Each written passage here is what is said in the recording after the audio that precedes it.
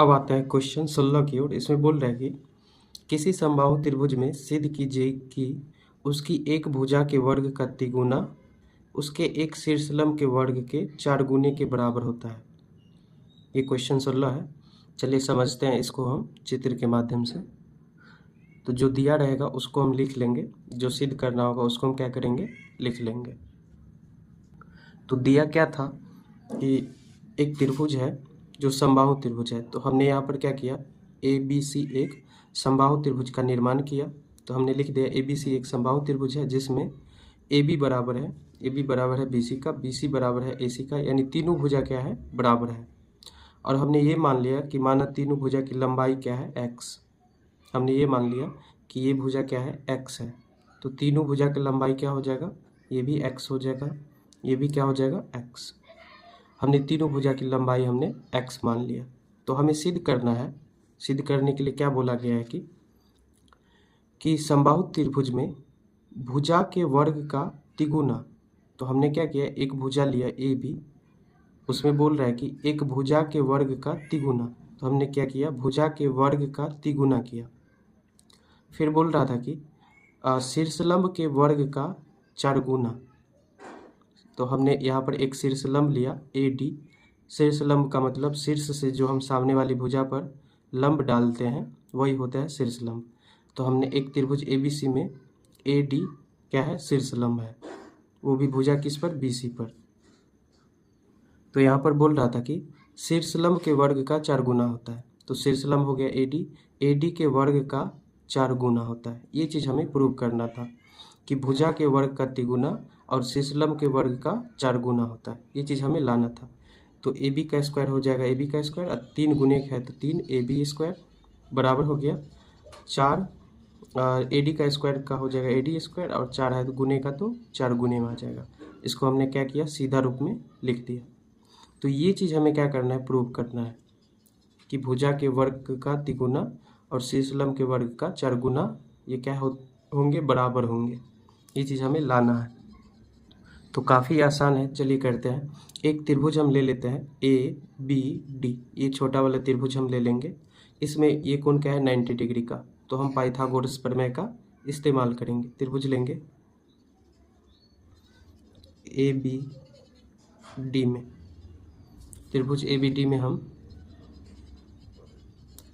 Pythagoras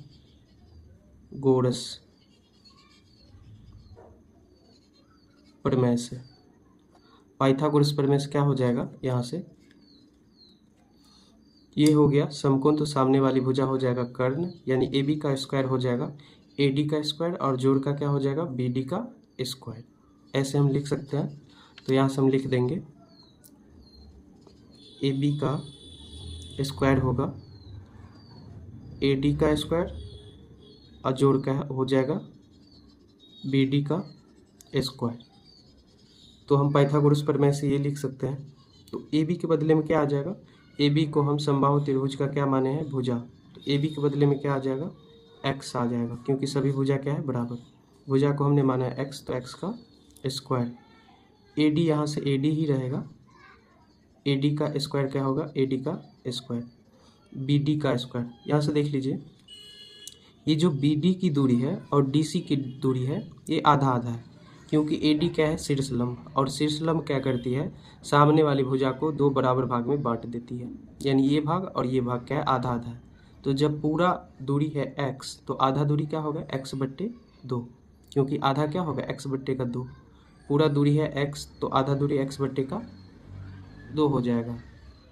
तो यहाँ से हम लिख देंगे बी डी का दूरी क्या लिखेंगे, x/2, स्क्वायर है तो स्क्वायर, x का स्क्वायर होगा x स्क्वायर, इधर x/2 क्या है, प्लस का है तो इधर आएगा माइनस का, x का स्क्वायर हो जाएगा x स्क्वायर, 2 का स्क्वायर हो जाएगा 2 दूनी 4।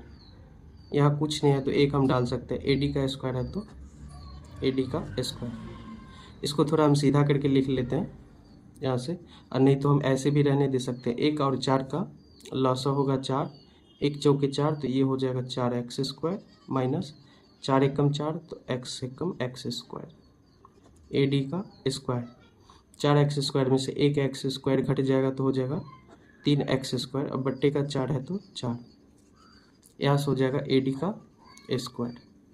4 इधर भाग का है तो इधर आ गया गुना का, ये बच जाएगा 3x² बराबर 4 इधर गुना के आ जाएगा तो 4 ए डी का स्क्वायर। यहाँ पर हम x किसको माने, भुजा को, तो x के बदले में हम कोई सा भी भुजा ले सकते हैं, लेकिन हमें लाना क्या है, ए बी लाना है।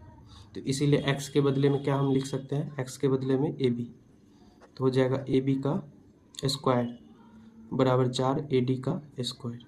यहाँ से हो जाएगा ए बी का स्क्वायर हो जाएगा ए बी का स्क्वायर बराबर 4 ए डी का स्क्वायर। और यही चीज़ हमें लाना था, भुजा के वर्ग का तिगुना शीर्षलंब के वर्ग का 4 गुना के बराबर होगा। ये चीज़ हमें प्रमाणित करना था, जो काफ़ी आसान था। और ये 3 क्वेश्चन, लास्ट 3 क्वेश्चन जो काफ़ी बोर्ड में बार बार पूछे जाते हैं, इसलिए काफ़ी इम्पोर्टेंट है।